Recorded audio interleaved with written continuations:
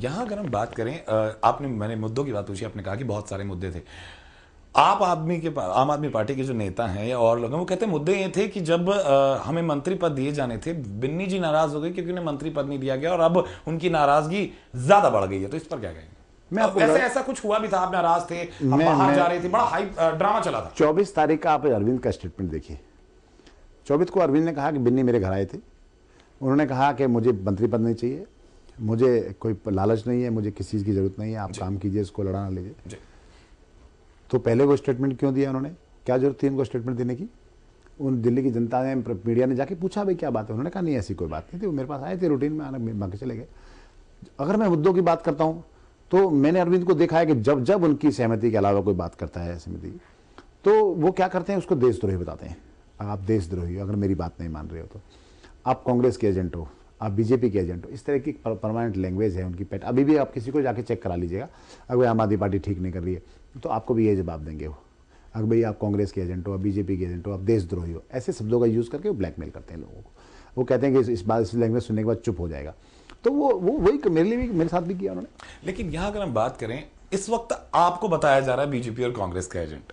आम आदमी पार्टी भले ही कैमरे पे कुछ ना बोले और आम जनता में एक मैसेज देने की कोशिश की जा रही है, क्योंकि अभी आपको भी जनता को ही जवाब देना है, उन्होंने ही आपको चुनकर भेजा है कि कहीं ना कहीं जब आपको आपका जो चाहते थे, चाहे वो मंत्री पद था या किसी और चीज का, तब आपने इस तरह का ड्रामा किया, पहले नाराजगी दिखाई, हमने आपको मनाया, तब आप मान गए, और अब सरकार जब बन गई तब आप ज्यादा कर रहे हैं ताकि आम आदमी पार्टी की छवि को धूमिल किया जाए।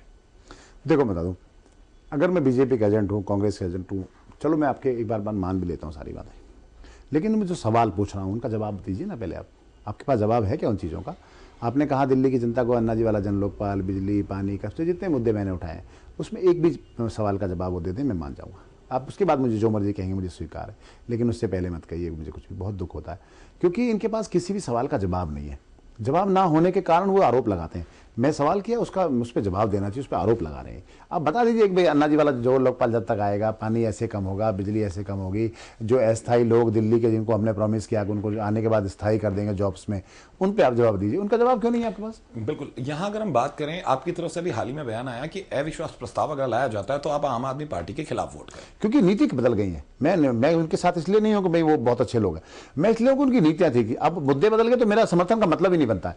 अगर वो उन्हीं समर्थन मुद्दों पर समर्थन मांगे मैं दूंगा, अन्ना जी वाला जन लोकपाल कल लेके आए, मैं वोट करूंगा। तो आपको क्या लगता है किस पार्टी की नीति अब आपकी नीतियों से मिलेगी? मुझे लगता नहीं, अगर वो नीति होती तो मैं इससे पहले और कांग्रेस बीजेपी में होता, और आने वाला समय बताएगा। और मैं आपके चैनल के माध्यम से बता दूं, अगर आप भगवान को मानते हैं, किसी को पृथ्वी पे मानते हैं, तो उनको सबको साक्षी मान के बात कह सकते हैं कि मेरी ना किसी नेता से बात हुई है, ना भारतीय जनता पार्टी के किसी आदमी से बात हुई है, ना कांग्रेस के किसी आदमी से बात हुई है, और ना मैंने कांग्रेस, मुझे प्रयास जरूर किया उन लोगों ने बात करने का, लेकिन मैंने सिरे से खारिज किया। और इस बात को मैंने अरविंद को भी बताया था पहले कि उन लोगों ने मुझे ऐसे ट्राई किया। मैं कभी कोई चीज छुपाई नहीं उनसे, और मैं बता दूं, मैं कभी किसी अपने घर बैठना पसंद करूंगा, लेकिन मैं किसी पॉलिटिकल पार्टी में नहीं जाऊंगा। लेकिन बिन्नी जी एक बात बताइए कि इतने सारे लोग हैं आम आदमी पार्टी के, केवल एक विनोद कुमार बिन्नी ही का ही क्यों देश प्रेम जागा कि अचानक उन्हें लगा कि सारी मुद्दे बदल गए? और भी बहुत लोग हैं, देखो क्या सारे उनके साथ हैं? सारे मतलब देश आपके हिसाब से भ्रष्टाचारी? देखो मैं बता दूं कि जो 4-5-6 लोग जो पॉलिटिकल अफेयर कमेटी के, उनका तो पता नहीं मकसद क्या है, वो तो वो 4-5 लोग जानते हैं क्या मकसद है, क्या करना चाहते हैं वो लोग। और बाकी जो जितने भी विधायक हैं वो लोग हैं, वो मेरे ख्याल से इतने नए हैं, शायद उन्होंने कभी कल्पना नहीं की होगी कि हम कभी विधायक हो जाएंगे, तो उनमें इतना साहस नहीं है कि वो बातों को कह पाएंगे। मैं 10 साल से लोगों के बीच में हूँ, जमीन से जुड़ा रहा हूँ, मुझे पता है कि अगर मैं कल जनता के मुद्दों को भूल जाऊंगा तो मुझे दुनिया की ताकत को दोबारा चुनाव में ले जाने के लिए तैयार नहीं कर सकती, जिता नहीं सकती। अगर दिल्ली की जनता के मुद्दों को मैं अगर रखूंगा और उनके लिए हित में काम करूंगा तो दुनिया की कोई ताकत मुझे हरा नहीं सकती है चुनाव। आपको ये ध्यान रखना चाहिए कि जनता हमेशा सबको बनाती है, जनता ही बिगाड़ती है। आप जनता से झूठ नहीं बोल सकते हैं। तो मेरा मुझे ये पीड़ा है, क्योंकि मैं 2-2 बार इंडिपेंडेंट जीता हूं, और मैंने सारी पार्टियों, जो मैं दूसरी बार तो मैंने लगभग जितने भी कैंडिडेट मेरे सामने लड़े सबकी जमानत जब्त हुई।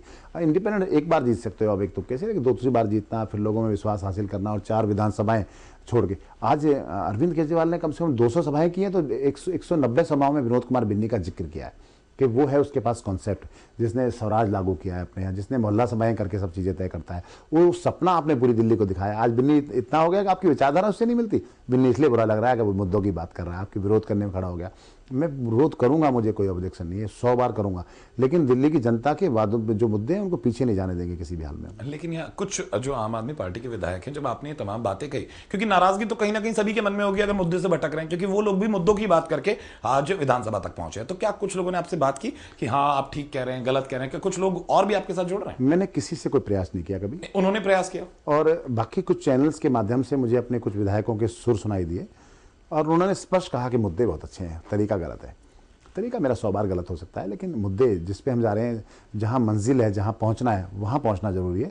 उसके लिए रास्ता हो सकता है कहीं कुछ गलत हो, हमारे मन मुताबिक ना हो, बाकी चीज़ें हो सकती हैं, लेकिन मुद्दे वो जो जिनके पीछे, उनमें कम से कम आधे विधायकों की मेरे साथ सहमति नजर आती है मुझे, लेकिन उनमें साहस नहीं है। वो कहीं ना कहीं उनको लगता है कि भाई हम पार्टी का क्यों विरोध करें, पार्टी को ज़्यादा वफादार रहना चाहते हैं वो बनस्पत दिल्ली की जनता की। लेकिन यहाँ अगर हम बात करें, जब शुरू हुआ था आम आदमी पार्टी बनाने की बात शुरू हुई थी, तब ये कहा गया था कि हम एक नए तरीके के समाज की कल्पना करेंगे। आपको याद होगा मंच पर शायद, मुझे अब तक याद है कि हमने एक सवाल भी उनसे पूछा था, उस वक्त उन्होंने कहा था कि आप लोग अभी सोच भी नहीं सकते, कल्पना भी नहीं कर सकते हम किस तरह की दिल्ली देंगे।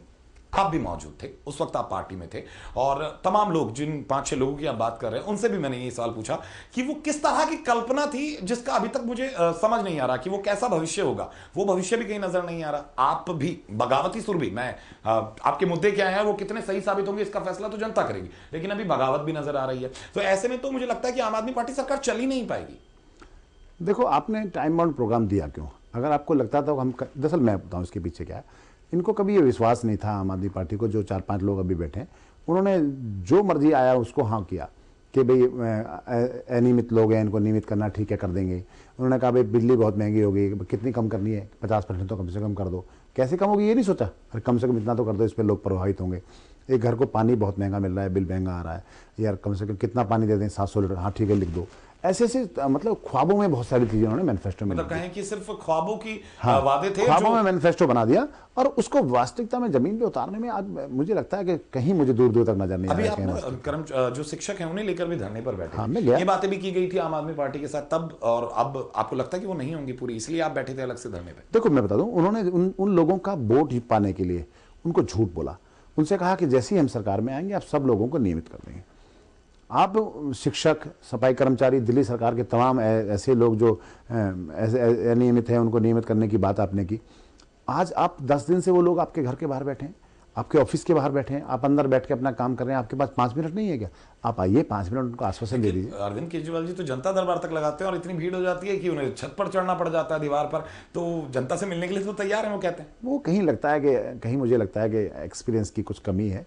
अब पूरी दिल्ली को एक दिन में समय निश्चित कर देंगे, आप आ जाइए जिसकी समस्याएं हैं, तो आप कैसे कंट्रोल करेंगे बताओ? लेकिन जनता दरबार बहुत सारे प्रदेशों में चल रहे हैं, नहीं चल रहा, लेकिन उसका सिस्टम होता है ना। मैंने भी तो 7 साल चलाया, मैंने नहीं अपने वार्ड में 7 साल चलाया। मैंने वार्ड को पहले 10 हिस्सों में, 5 हिस्सों में, 6 हिस्सों में बांटा, अलग अलग लोगों को अलग अलग पार्ट्स में बुलाया कि आप इस हिस्से के लोग आ जाइए, इसके हिस्से आ जाइए। तरीका आप पूरी दिल्ली को एक साथ बुलाएंगे तो क्या होगा? यही होगा।